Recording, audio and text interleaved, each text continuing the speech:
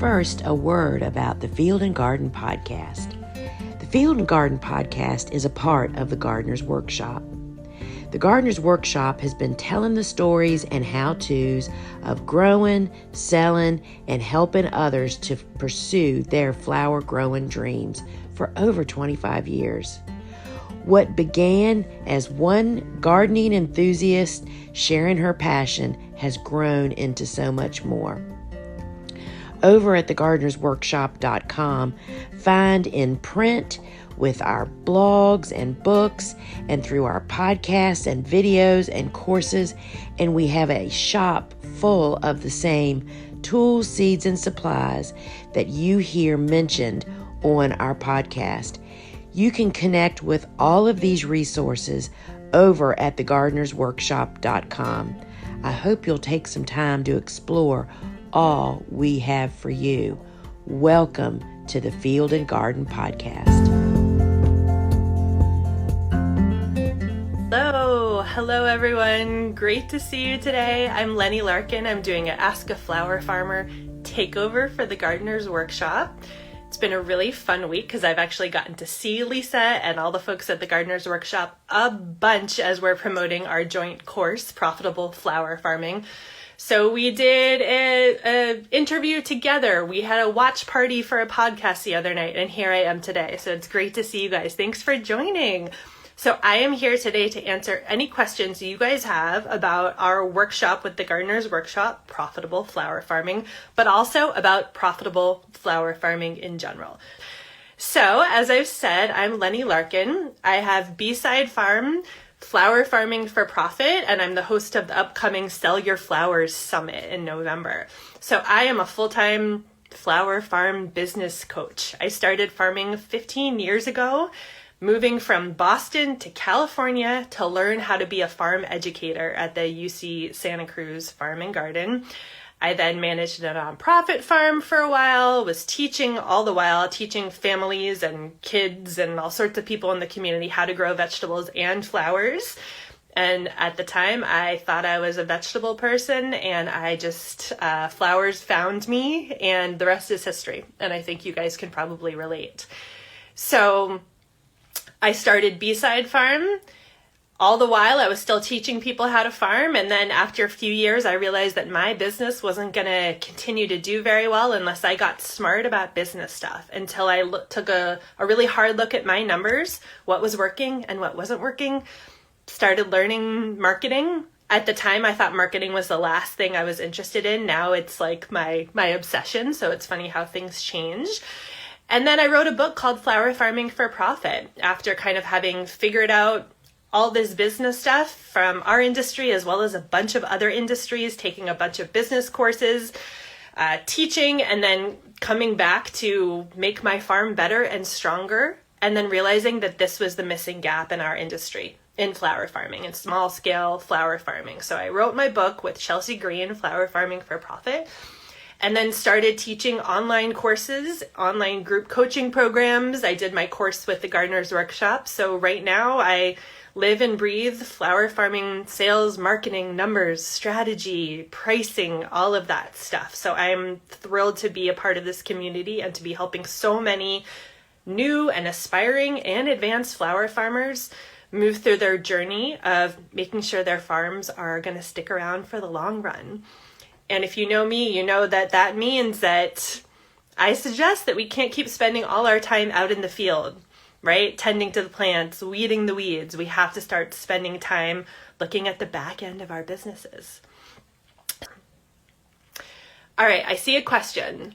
What's a realistic profit margin to expect in your first few years? What about in later years? Great question. So here's where talking about profit margins and net profit and gross profit, kind of the way we talk about these metrics casually, is different than how bookkeepers or accountants would talk about them, right? So let me kind of give a few different answers. In general, flower farming as a business, in terms of the amount of the gross sales that you could expect to keep as profit, and I'm going to use that term profit to mean also what you're paying yourself as the farm owner. There's different ways of defining that, and there's different ways of looking at it in your books as well. But most flower farmers are going to expect somewhere between a 30 and 40% net profit margin.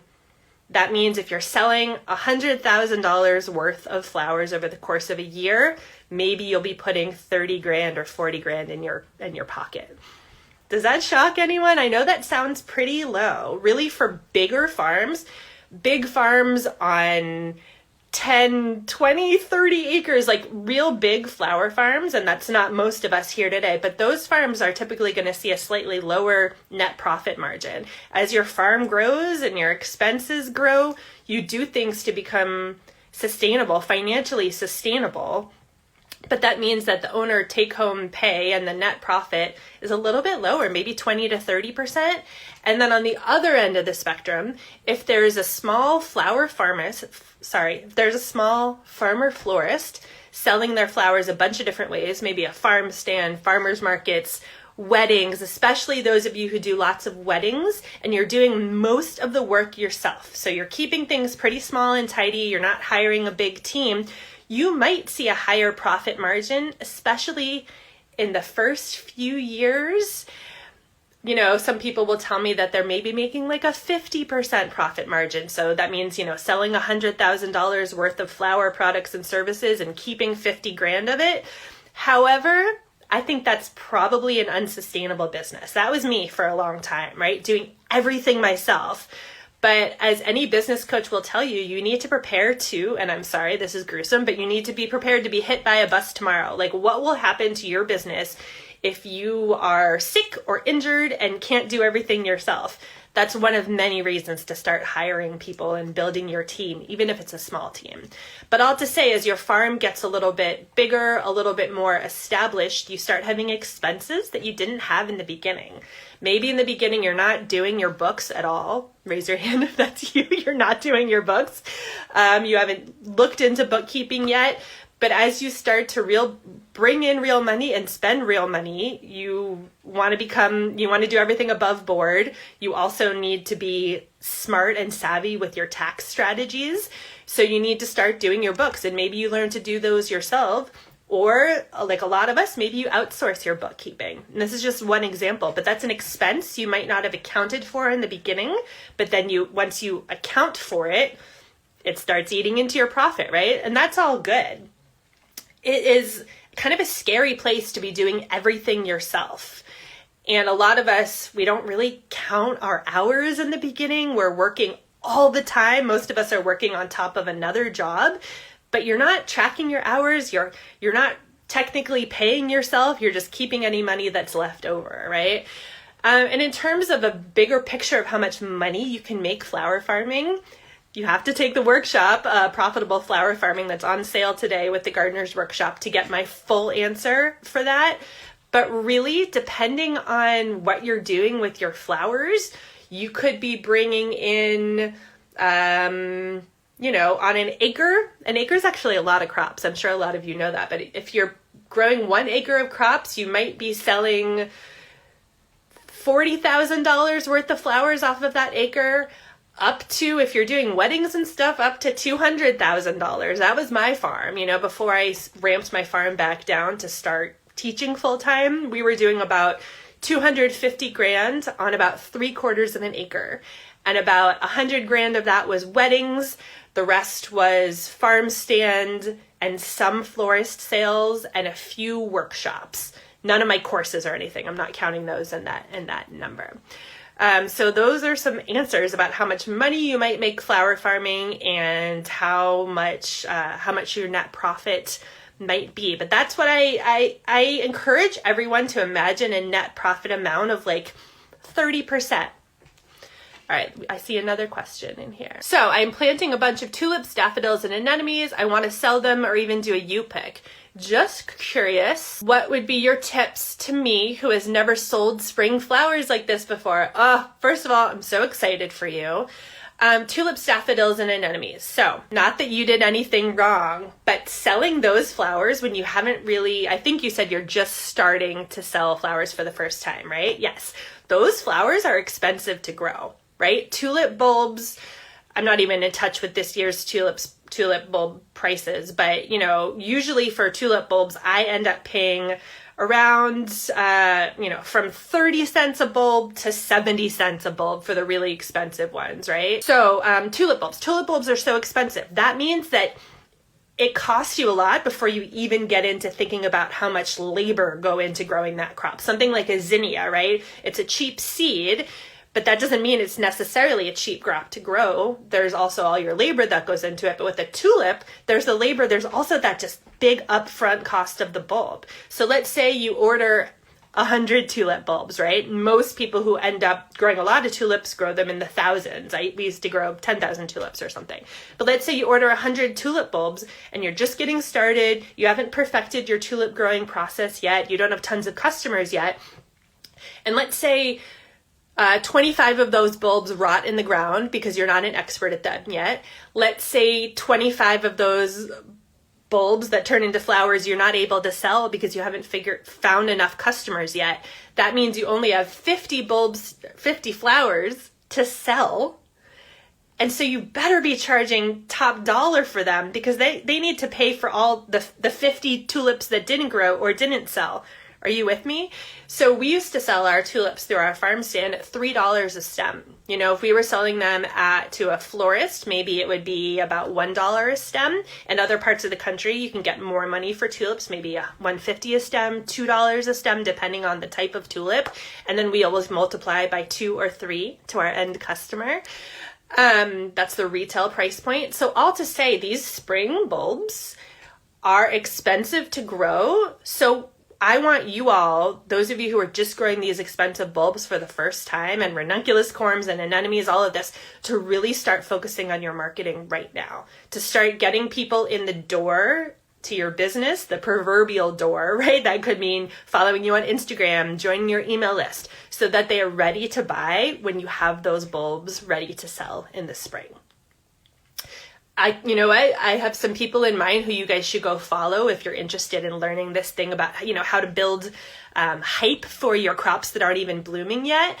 Lauren at Alchemy in New York has an awesome tulip program, and she is promoting them right now. So go check out her Instagram. Same with Brooke at Jenny Creek. Those two happen to be best friends, and they're students of mine, and they just kill it with their sales and with their Instagram. They do beautiful things on Instagram. You guys don't have to be as fancy. You can really, come up with some ideas and then run with them. One great idea might be doing a countdown between now and when you think those bulbs are going to bloom in the spring. How many days or how many months is that? And you don't need to know exactly.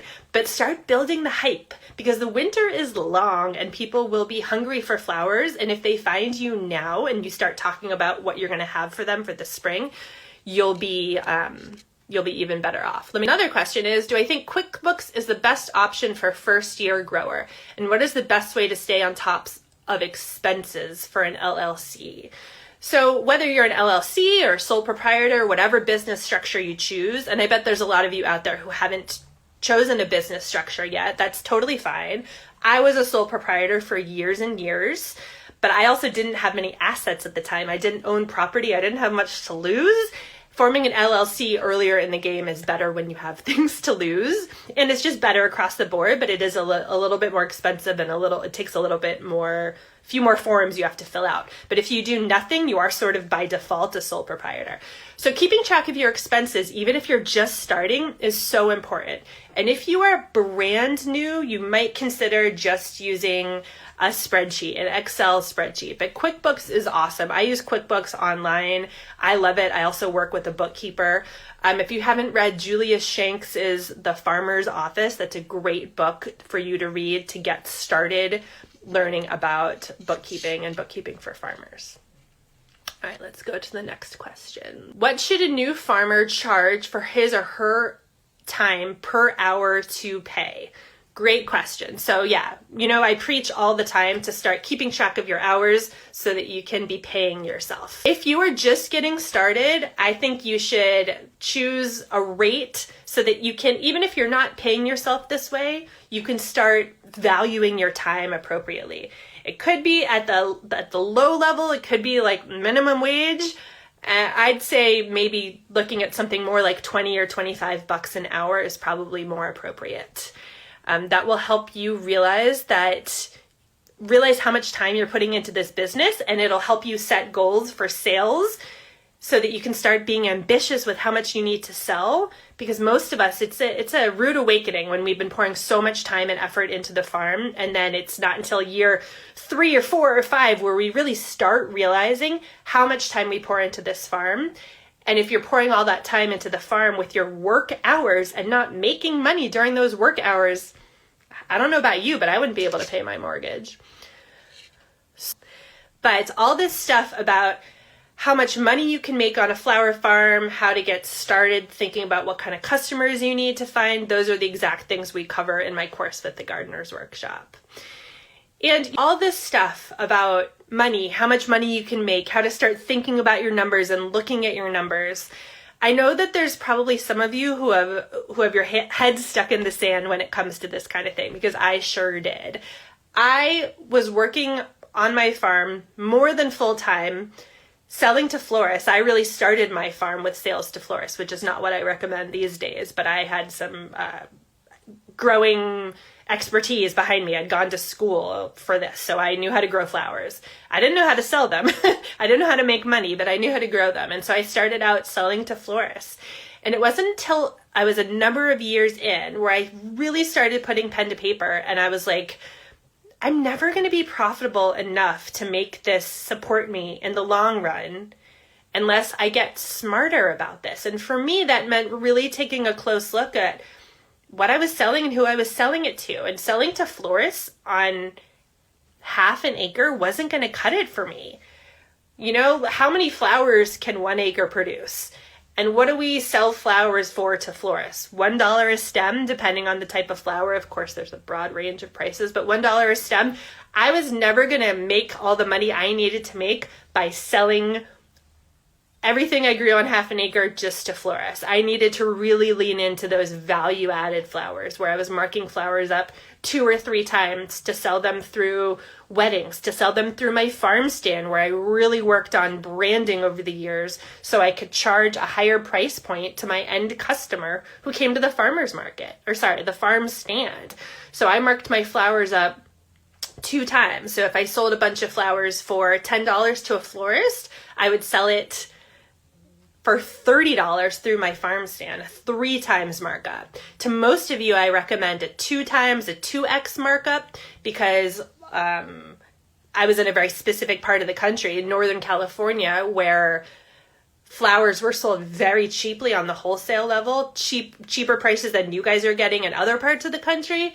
However, so that allowed me to mark up 3 times. I also was in Sonoma County, where there was a higher cost of living and people with more money driving around, so I could get that good higher price point. But for you, you know, if you're somewhere in the middle of the country on the East Coast and you're selling a bunch of flowers to a florist for $15, you can expect to be able to mark it up 2 times to $30 to sell to the end consumer. Now that goes along with a lot of branding, a lot of work on your end to find the customers who are going to eat up your flowers, who want to buy into your story and support your farm. All right, let's go to another question here. What are some ways to streamline farmers markets and remain profitable with fees increasing? Great question. Okay, so fees to be a vendor at farmers market are increasing, right? In fact, all of our expenses are increasing, you guys. Bulbs are more expensive. Compost is more expensive. Labor is more expensive. There's tariffs. Like, prices are rising. So that means we as business owners need to take a true accounting of those expenses and raise our prices accordingly as well. This isn't my only answer. You're probably rolling your eyes like, yeah, of course, we know we need to raise our prices, but you are just doing a favor to your customers if you are eating the costs of all your increased expenses. And it's wonderful and fine to be a compassionate business owner. That's what I want from all of us.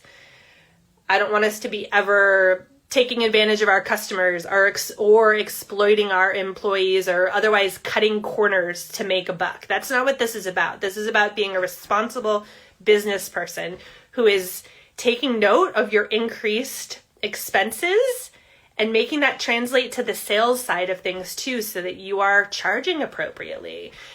But in terms of things like an increased fee to participate in a farmer's market, I want this to light a fire under your butt to go out and be more aggressive with sales. And this doesn't mean becoming a sleazy salesperson. This doesn't mean emailing and calling your customers day and night to remind them to come buy your flowers. It just means putting marketing and sales first and foremost in your brain, not letting it be an afterthought. I was working with a flower farmer the other day who told me, she was sort of laughing at herself, that she worked with me, took my farm stand course to open her farm stand. She did all the signs. She did all the social media marketing. She talked to her neighbors and her friends in her community. And then once it was open, she had an amazing opening weekend. And then she sort of sat back and sort of kid herself that she had already done the work to find the customers, and now the farm stand was just going to work on autopilot, right? We had a good laugh together because of course that's not true, but I totally understand where she's coming from, and I was that way too. But no, in fact, it's an ongoing effort. It takes weekly, if not daily, effort and time spent on your marketing and your sales to find new customers, to reconnect with old customers, to connect with other local businesses in town so you can do collaborations or giveaways or get in front of their audience, to pounding the pavement and finding new customers in your town. So all to say, if your fees are increasing, if your expenses are increasing, it just means you need to double down on your sales and marketing in addition to making sure to raise your prices. And while we're on the subject, so many flower farmers start out at farmers markets without really considering how much time and expense it's costing them to be selling at that market. And if you're only bringing in $100, $200, maybe even $500, I really want you to think about your time first of all. So let's pretend you are valuing your labor at $25 an hour, right? You maybe loaded up the van for an hour or two. That's $50. You spent 4 hours at market. That's another $100. So just thinking of your labor for being there, you need to make sure you're bringing in the sales to make that all pay off. And it doesn't need to be fancy bookkeeping or accounting to figure this out. You can do this on the back of a napkin. So Lisa and I actually coached a flower farmer, Tori, a lovely flower farmer in Virginia, last month or so, as Tori was really taking a hard look at her farmer's market, and it's her small town farmer's market. She loves being there, but it's not paying off for her. But you know what? Now that she's built up enough of a clientele, enough of a reputation, she's considering leaving the farmer's market, and that's what we advised, both of us, independently. That's what we advised, leaving the farmer's market and taking her customers with her. Sounds like she's robbing the farmer's market. She's not. They'll still shop there for other things, but bringing them back to her farm, to a members only market or perhaps a farm stand where she doesn't have all the expenses of being at that farmer's market all day, but she can capitalize on her raving fans that she's already built up for her farm. So if farmers markets are not paying off for you and paying for all your labor, all your flowers, if you're not coming home with tons of flowers, it's just something you really need to take a hard look at. Is that farmer's market really paying off for you? So I wanted to remind you all that the workshop that I teach with the Gardener's Workshop, called Profitable Flower Farming, it's really set up for part-time flower farmers. And it's an on-demand course. It's between 3 and 4 hours long, so you can either binge it all right away or you can buy it now and watch it this winter. But this workshop is a great way to dip your toes into what it means to be a business owner, right? To what it means to be the person in your business who is going to be looking at the numbers, thinking strategically about the sales channels. Where are you selling? Where is it worth you selling? Where is it not worth you selling, right? No one else in your business is going to be doing this. And you can start to hire someone else to help wash the buckets or do the weeding or even cut the flowers. But in 99% of cases, it's you as the farm owner who needs to be the one taking the bird's eye view of the business and thinking strategically. Lisa and I were chatting about this the other night, but if you only have 20 hours a week to work on your farm because you're busy raising your kids or you're busy with your career or your day job or both of those things, if you only have 20 hours to devote to the farm and you're spending it all in the field weeding and pinching and netting. Who is focused on the strategy of the business? And without a strategy, without a plan, I hate to say it, but you're not going to get very far. I talk to flower farmers every week who are considering shutting the doors in their business because they are burned out and it's just not paying them back. Their spouses are at times becoming frustrated because you're putting all of your extra time into this hobby that you probably loved in the beginning, but once burnout sets in, it can kind of diminish that love a little bit. And that's not what I want for you guys. Once I learned how to take control of my business and take a strategic look at what I was doing and what was working and what wasn't working, once I learned that stuff, I started to love my farm even more.